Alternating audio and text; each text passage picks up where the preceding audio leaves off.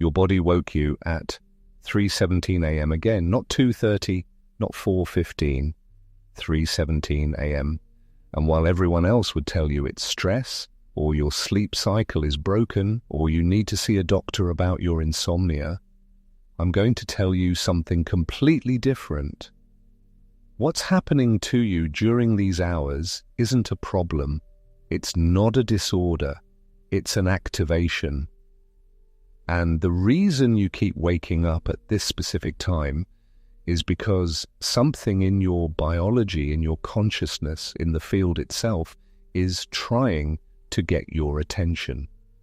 Because between the hours of 3 and 4 a.m., something extraordinary happens. Something that every spiritual tradition on this planet has known about for thousands of years, and something that quantum physics is only now beginning to measure and understand. Here's what most people don't realize. When you wake up at 3 a.m., you're not waking up into normal consciousness. You're waking up into a state that exists between worlds, between the subconscious and the conscious, between the quantum field and physical reality, between who you were yesterday and who you're becoming. Your brain is producing a specific combination of theta and gamma waves that it doesn't produce at any other time of day. Your pineal gland is flooded with chemicals that amplify your connection to non-physical awareness.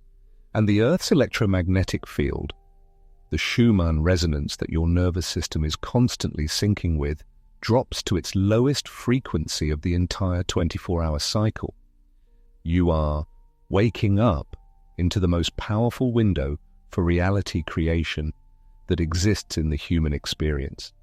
And if you've been waking up during these hours, especially repeatedly, especially during times of transition or awakening in your life, your consciousness is trying to show you something. It's trying to show you that you have access to a level of creative power during these hours that simply doesn't exist during your normal waking state. And there are three specific words that when spoken during this window create an immediate and measurable shift in your bioelectric field, in your quantum signature, in the way reality itself responds to you. But before I tell you what those three words are, you need to understand why they work. Because these aren't magic words. This isn't a spell. This is quantum mechanics meeting neuroscience, meeting the architecture of consciousness itself. And when you understand the mechanism, when you understand what's actually happening in your body and in the field, when you speak these words at 3 a.m., everything changes. Not just your belief in the practice, but the power of the practice itself. Let me show you something. You've probably tried manifestation techniques before. Affirmations, visualizations, scripting, gratitude practices, or all the tools that the spiritual community teaches. And maybe some of them worked for a while. Maybe you saw some small shifts, but nothing like what you were promised. Nothing like the instant, dramatic transformation that everyone talks about. And here's why. During your normal waking hours, your conscious mind is fully online. Your prefrontal cortex, the part of your brain that analyzes, judges, doubts, and filters, is running at full capacity. And every time you try to program a new reality, every time you speak an affirmation or visualize a desire, your prefrontal cortex is immediately scanning your current circumstances and saying, but that's not true, but that's not real. But look at your bank account, look at your relationship status, look at your body. This creates what neuroscientists call cognitive dissonance. And cognitive dissonance creates a specific type of electromagnetic interference in your biofield. It's like trying to broadcast a clear radio signal while someone else is broadcasting static on the same frequency. The field receives a mixed message. Your heart is saying one thing, your mind is saying another, and the quantum field, which responds to coherence, to clarity, to unified signals, can't lock on to what you're actually asking for. But at 3 a.m., your prefrontal cortex is offline. Not partially offline, not drowsy, completely offline. You are in a state of consciousness that researchers call hypnagogic if you're falling asleep, or hypnopompic if you're waking up. And during these states, your ability to generate cognitive dissonance is nearly zero.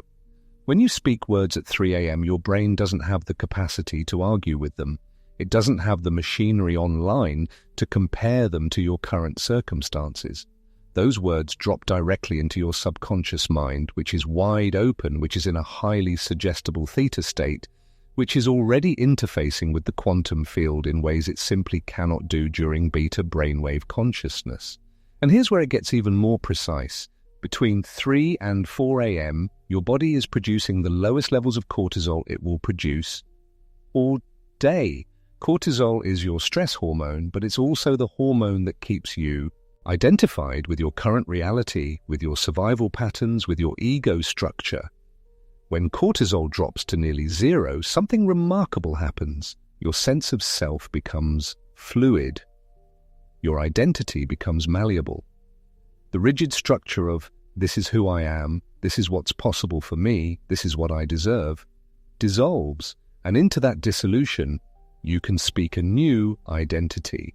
You can declare a new reality, and there's nothing in your biology that will fight it. At the same time, your melatonin levels are at their absolute peak. And melatonin doesn't just make you sleepy, it does something specific to your pineal gland that ancient mystics understood and modern science is now confirming. Melatonin activates something called piezoelectric properties in the calcite crystals inside your pineal gland. These crystals begin to vibrate at a specific frequency, and when they vibrate, they produce a measurable electromagnetic field that extends beyond your physical body. Every spiritual tradition that talks about the third eye, about the seat of the soul, about the portal to higher consciousness, they're talking about this. They're talking about what happens in your pineal gland when melatonin peaks and these crystals begin to broadcast. You are literally, not metaphorically, literally broadcasting an electromagnetic signal into the field around you during these hours. And the coherence of that signal, the clarity of that signal, determines what the field can mirror back to you. Now let's talk about the Earth itself. The Schumann resonance, the electromagnetic frequency of the Earth's ionosphere, fluctuates throughout the day. During daylight hours, it averages around 7.83 Hz. But between 3 and 4 a.m., it drops, sometimes as low as 6 Hz. And your brain naturally synchronizes with the Schumann resonance. This is called resonance entrainment. When the Earth's field is vibrating at 7 to 8 Hz, your brain tends to match it.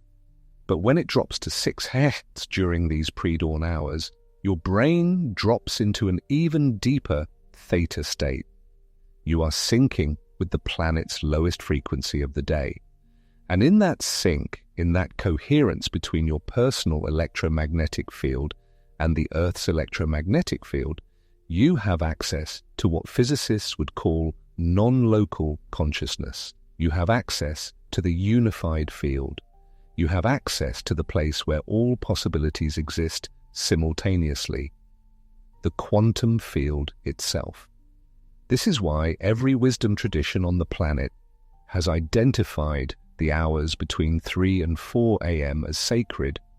The Hindus call it Brahma Muhurta, the Creator's hour. The Christians call it the hour of divine mercy.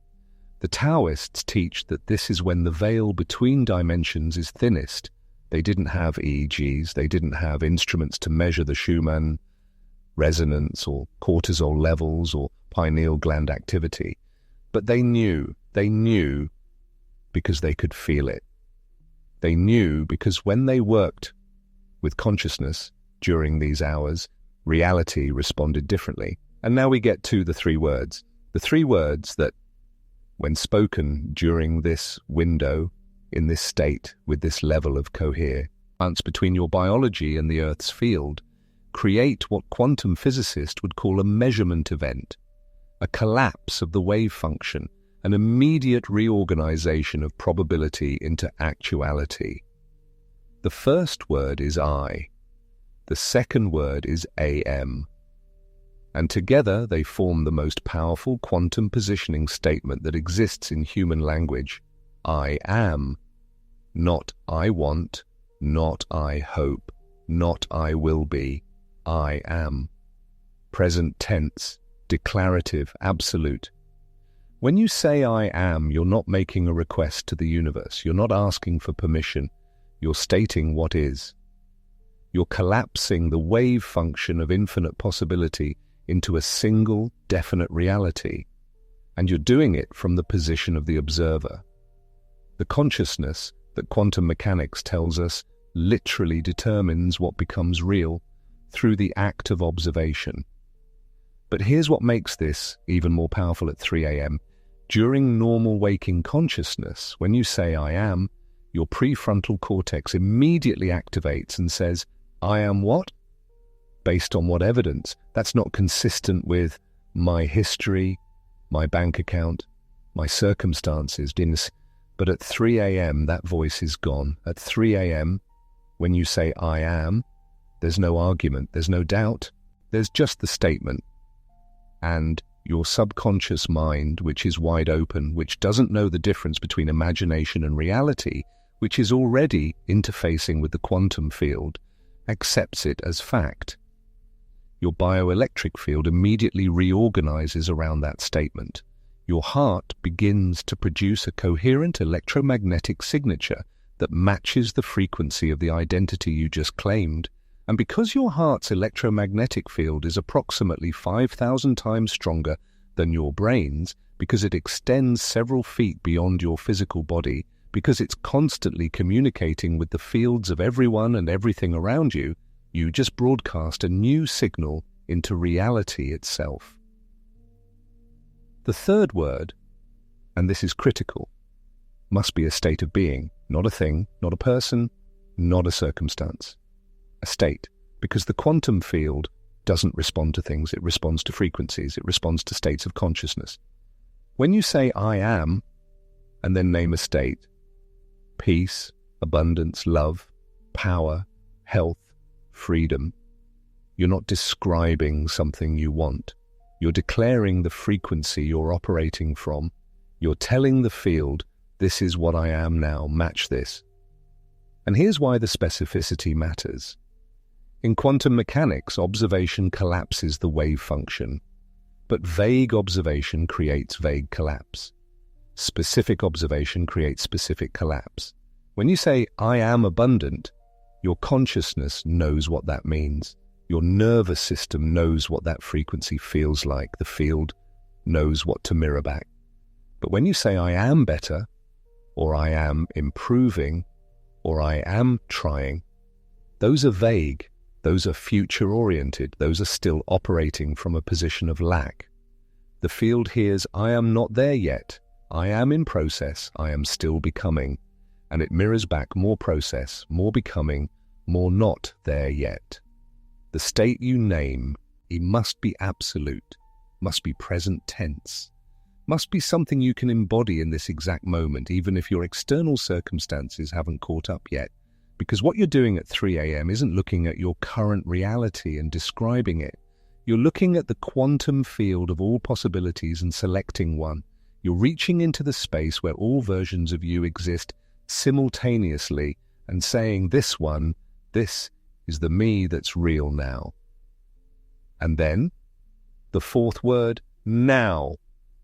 And this word is doing something very specific in the architecture of this quantum instruction.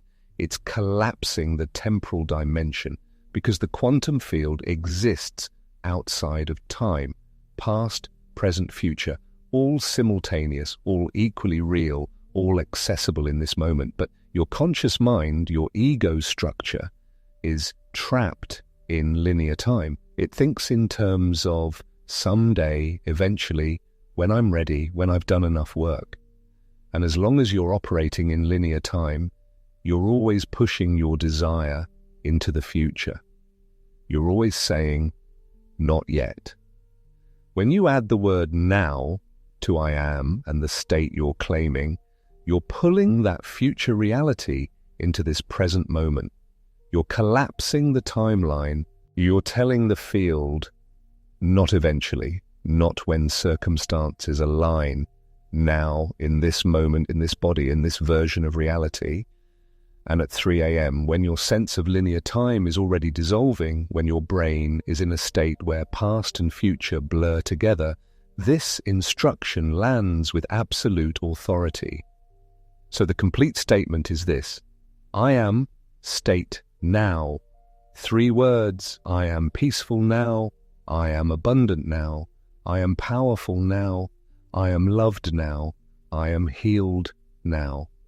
3 words that, when spoken at 3 a.m. in the exact state your body and brain and the Earth's field are naturally creating, bypass every defense mechanism, every limiting belief, every pattern of cognitive dissonance that normally blocks your manifestation attempts.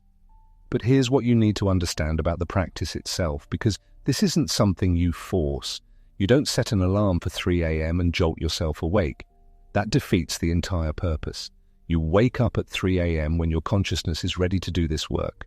When your higher self, your soul, your quantum awareness, whatever language feels true to you, has something to shift, something to activate, something to recode. If you're waking up at 3 a.m. repeatedly, if it's becoming a pattern, your system is already trying to initiate you into this practice. And what you do is this: when you wake, don't immediately grab your phone, don't turn on the light, don't try to go back to sleep. Sit up. Or stay lying down if that feels right. But become conscious, become aware that you're in the space between worlds. Feel the quality of the silence. Feel the way your mind is slow, soft, not yet fully online. Feel the way reality itself feels thinner, more malleable, more responsive during these hours.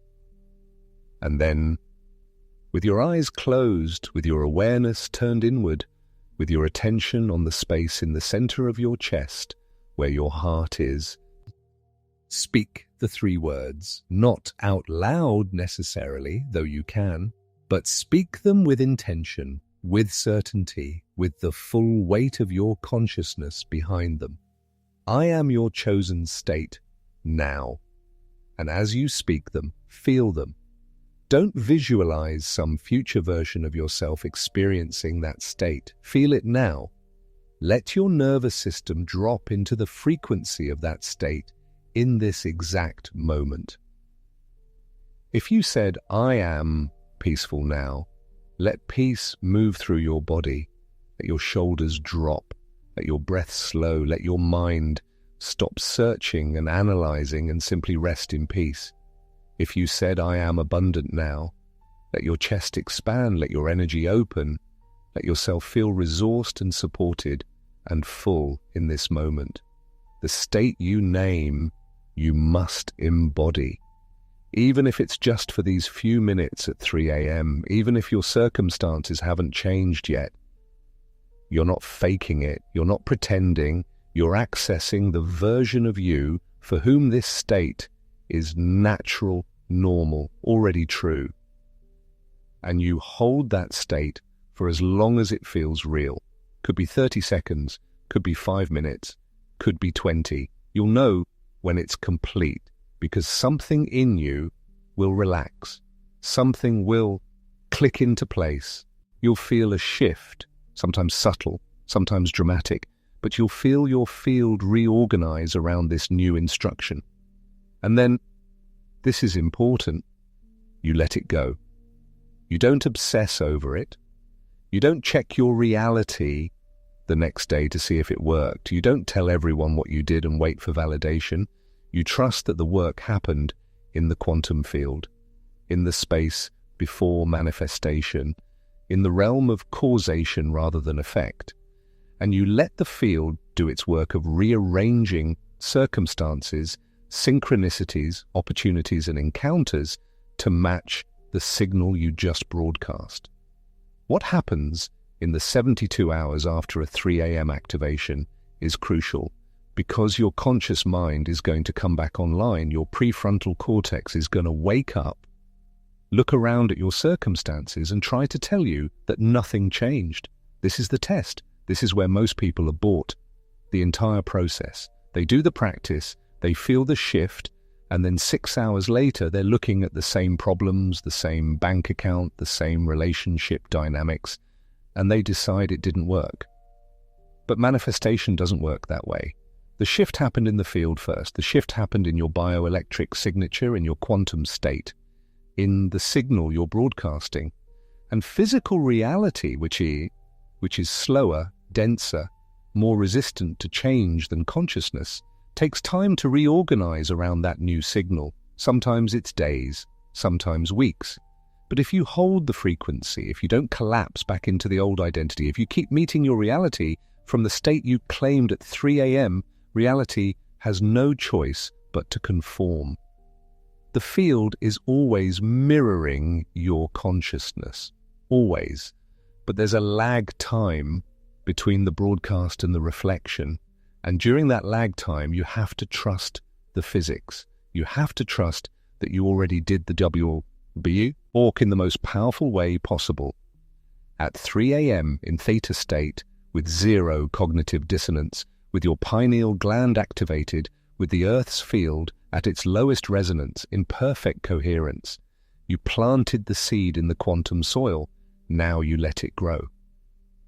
And here's something else that happens. Once you start working with this practice, once you start speaking these 3 words at 3 a.m. with consistency, your awakenings will change. Sometimes you'll sleep through the night because no activation is needed. Sometimes you'll wake at 3 a.m. with crystal clarity about exactly what state to claim. Sometimes you'll wake and receive downloads, insights, solutions to problems your conscious mind couldn't solve. The 3 a.m. wake-up becomes a portal, not a disruption, a direct line of communication between your higher consciousness and your physical reality. Your body already knows this. Your soul already knows this. That's why you keep waking up. That's why you found this information. Because somewhere in your journey, you reached a point where the old methods stopped working. Where trying to manifest from your waking consciousness, from your beta brainwave state, from the middle of the day when your ego is fully online, it stopped producing results. And your system knew there's another way. A way that works with your biology instead of against it. A way that uses the natural rhythms of your consciousness, your neurochemistry, and the Earth's electromagnetic field to create change at the quantum level, where change actually happens first. So tonight, if you wake at 3 a.m., don't curse it, don't grab your phone and scroll until you fall back asleep. Don't judge yourself for having broken sleep. Recognize it for what it is. Your consciousness calling you into the space between worlds. The space where you have access to your full creative power. The space where 3 words, spoken with clarity, with embodiment, with absolute knowing, can shift everything. I am the state now. That's the formula. That's the quantum instruction. That's how you work with reality at the level where reality is actually being written, not from your thoughts during the day, not from your affirmations in the mirror, but from the deepest theta state your brain naturally enters, from the hours when your pineal gland is fully activated, from the time when the Earth's field is quietest, and your ability to broadcast a coherent signal is at its absolute peak. Everything you've been trying to change, everything you've been trying to call in, everything you've been working toward, it's not about doing more during the day. It's about doing this one thing in this one window with this one level of precision. And then trusting that you just rearranged your quantum signature. You just sent a new instruction to the field, and the field is already responding